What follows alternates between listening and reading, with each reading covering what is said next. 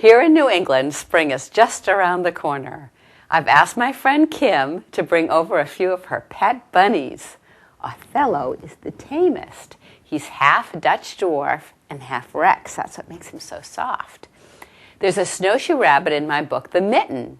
I love bunnies, and someday I'd like to illustrate a book all about them. It's easy to draw a cartoon rabbit. Their big ears and whiskers tell us immediately it's a rabbit. But a more realistic rabbit is a little harder because its soft fur covers its body and it gives the rabbit a very rounded shape. Right? Othello, you are so beautiful. I think I'd like to draw and paint you. I hope that you'll have a pencil and paper to follow along. You ready to go get your portrait painted, Othello? You cute bunny, you? I'd like to draw Othello for you. And there's the blank piece of paper where we all start from. And it looks a little intimidating at first. You're not sure what to do. I've got two shapes to start with. One is the shape of a loaf of bread, and one is a circle. So it could even think of an orange on top of a loaf of bread. So I'm going to start with my pencil, and then I'll go over it with a darker magic marker so that you can see it on camera. But there's the loaf of bread shape, and then on top and on this corner is going to be the bunny's head, which is just a circle. And you can see I put it about halfway into that loaf of bread shape because bunnies don't have very big necks, and I erased the middle part. So now I'm ready to start with the interesting part. I always start with the eye because that's where we look, whether it's a person or an animal, to think, what is this animal thinking? And we show so much expression in our eyes. So there's his beautiful eye, and bunnies have eyes of all different colors. Sometimes they're red, sometimes they're blue, and Othello has a beautiful, beautiful brown eye, and then a big black pupil in the center, and I'm leaving a little bit of white in that pupil, and that's a sparkle in his eye because it shows the light reflecting on that surface, and it makes it look more realistic if you put a little sparkle there. And then right around it is a little bit of skin that separates it from the fur. And now Othello's head is almost a perfect circle, only this is where his nose and his little muzzle, this top part of his lip, comes out. And this would be pink if you were looking at him from the front. And his chin is way down here. You don't even see it. It's covered with fur. And if you follow this eye around, that fur comes up like that. And of course, you're all probably excited about drawing a rabbit's ears because the ears indicate what that rabbit is thinking about. Are they forward and he's thinking, what's over on that side of the room? Or are they back because he's very relaxed and he's just maybe daydreaming a little bit? And Othello, because he's a Dutch dwarf, has very small ears compared to perhaps a wild jackrabbit.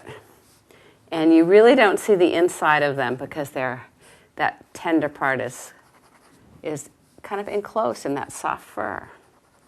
And so there's his little round head.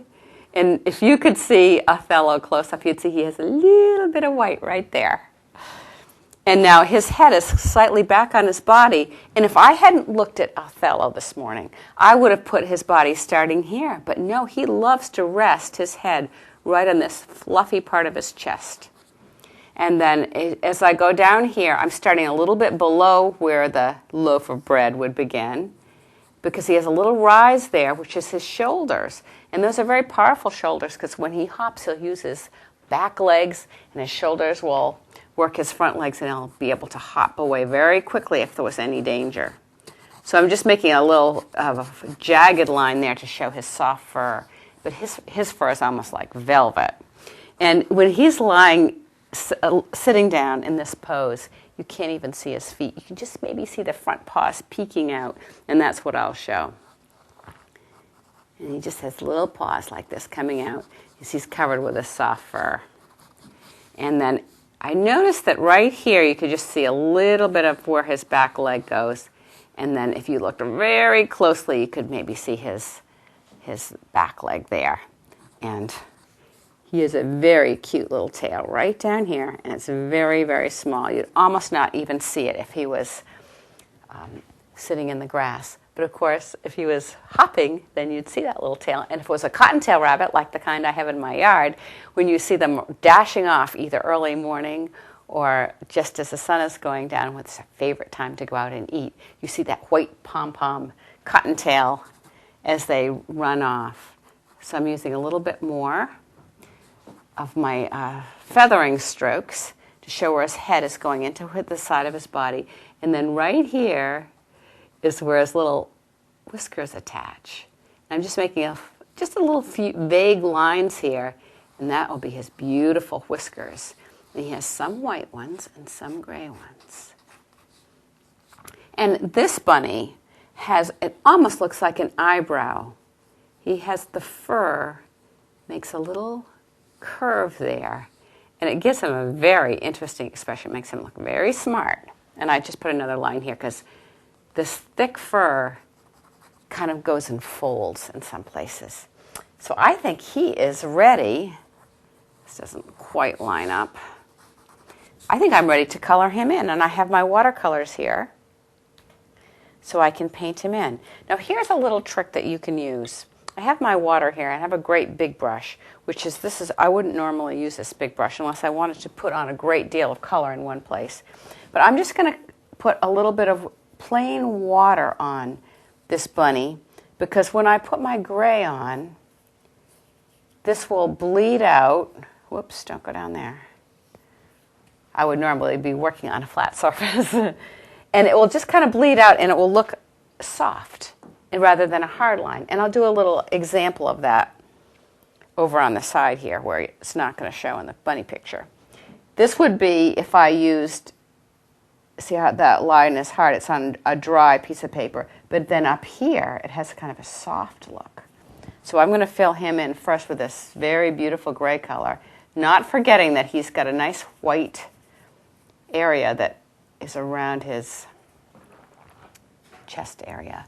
Now let's see, he's got a little bit of a gray spot. I just looked over, he's on the other side of the room. But I couldn't hold him and draw him too.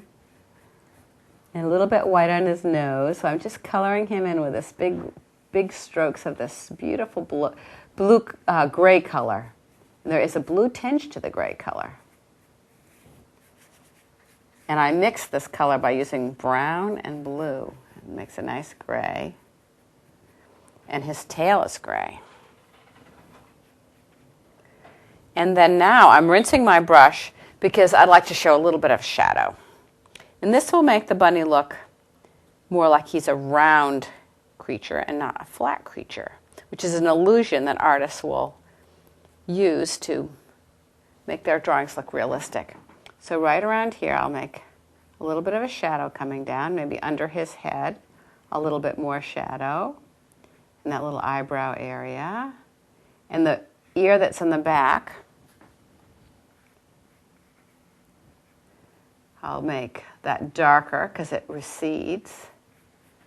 And I'm not too concerned about staying within the lines because what I really want to do is get the essence of Othello. I want him to look like the soft, beautiful bunny that he is.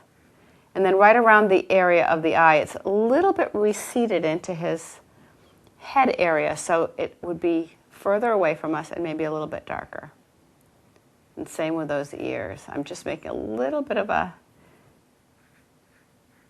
outline at the edge.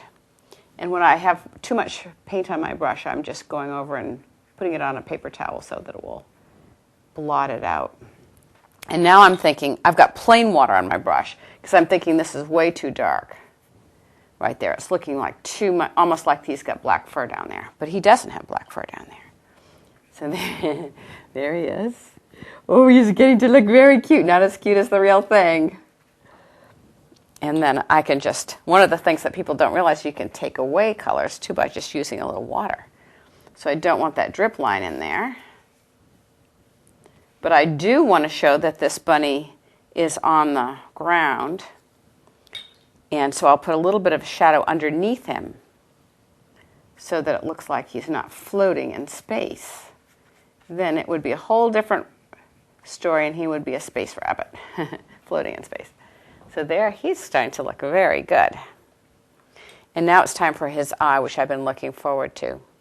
He has a beautiful brown, reddish brown eye.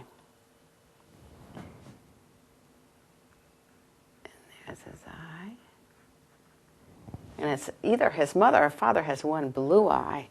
And then he really doesn't have too much pink on him, but I'm going to use my artistic license because he just put a little bit of pink right there and a little bit on his ears. He really doesn't have that much. But, you know, if the ears are in the light and the light is behind them, they're very thin and you can kind of see a little bit of pink there.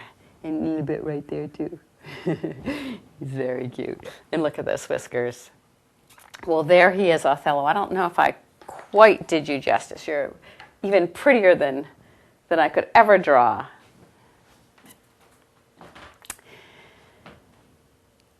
Bunnies make wonderful pets, and sometimes they can be very tame. And I can remember one time at a book signing in Portland, Oregon, a little girl brought her own bunny in a leash and harness, and it was very happy to be there. And when she said, "Kiss, kiss" to the bunny, it would stand up on its hind legs, and it would put its nose onto her cheek. Bunnies come in many sizes and colors, including spots. Have fun drawing your own bunnies and make sure you include some carrots, a favorite treat for them.